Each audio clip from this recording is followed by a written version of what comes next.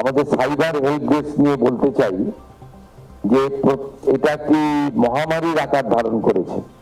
কার্যত বিভিন্ন সামাজিক প্রকল্পে যারা ফর্ম ফিল আপ করছেন, অ্যাকাউন্ট নম্বর দিচ্ছেন, সেটাও জানতে পেরে সেই সমস্ত প্রান্তিক মানুষদের কাছ থেকেও অত্যন্ত অল্প পয়সা তাদের অ্যাকাউন্টে থাকে বা অল্প টাকা তারা সামাজিক ভাতা বা বিভিন্ন সাহায্যের উপর নির্ভর করে, সেখান থেকেও টাকা মুহূর্তের মধ্যে, কয়েক সেকেন্ডের মধ্যে টাকা এত লম্বা চেন দ্রুততার সঙ্গে হাত বদল হয়ে চলে যাচ্ছে। এবং আমি প্রতি সপ্তাহে জনতার দরবার করি, কিছু মানুষের সঙ্গে আমার দেখা হয়।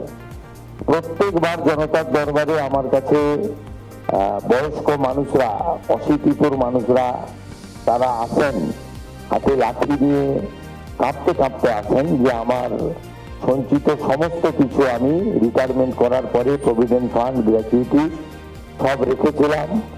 আমার নাতনিকে ডাক্তার পড়াবো বলে, আমার বাড়ির একটি ঘর করার জন্য ছেলের জন্য, বা তাদের যে পরিকল্পনা, ভবিষ্যতের স্বপ্ন, সব চুরমার হয়ে যাচ্ছে। এটি নিয়ে ভারত সরকার, ভারতের স্বরাষ্ট্র দপ্তর ভাবছেন। অনেক আধুনিক ব্যবস্থা তৈরি হয়েছে।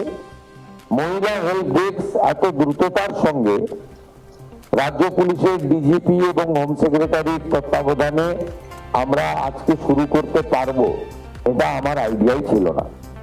আমার ধারণা ছিল যে আমরা হয়তো সেপ্টেম্বর মাসে এটা চালু করতে পারবো, কিন্তু তারা বুঝেছেন যে আমাদের বর্তমান সরকারের যে সমস্ত জিনিস অগ্রাধিকারের জায়গায় রয়েছে, সেই অগ্রাধিকারের 1 নম্বরে রয়েছে নারী সুরক্ষা এবং কন্যাদেরকে প্রয়োজনীয় নিরাপত্তা প্রদান করা।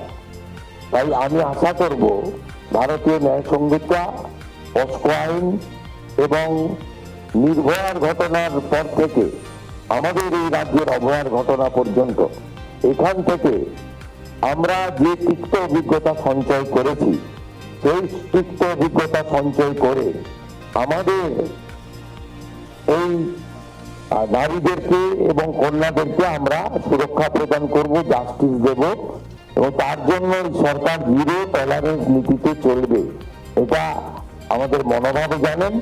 আমি আপনাদের সহযোগিতা প্রার্থনা করব। আমার এই স্বল্প সময়কালের মধ্যে আমরা দুটি জায়গায় পুলিশ আক্রান্ত হতে দেখেছি। একটা পার্সার কাছে আমি দ্রুত ওই স্পটে পরের দিন গিয়ে আহত পুলিশ কর্মীদের সঙ্গে মিট করেছি। আমি তাদের ডেকে পাঠিয়ে হাত মিলাতে পারতাম, সহানুভূতি দেখাতে পারতাম।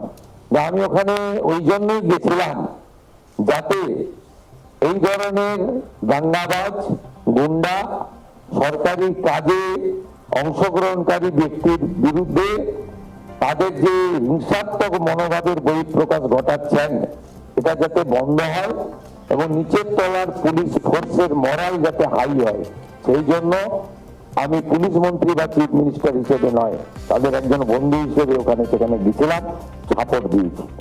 ভারত সরকারের স্বরাষ্ট্র দপ্তর যে ধরনের তথ্য বিভিন্ন ক্রাইমের ক্ষেত্রে, বিশেষ করে মহিলা সংক্রান্ত, শিশু সংক্রান্ত যে সমস্ত অভিযোগের ক্ষেত্রে ডাটা বা তথ্য চায়, বিগত দিনে যেটা আমাদের সরকার পাঠায়নি, সেইটা যাতে আমরা কোনোভাবে একটা সংখ্যাও কম না পাঠাই।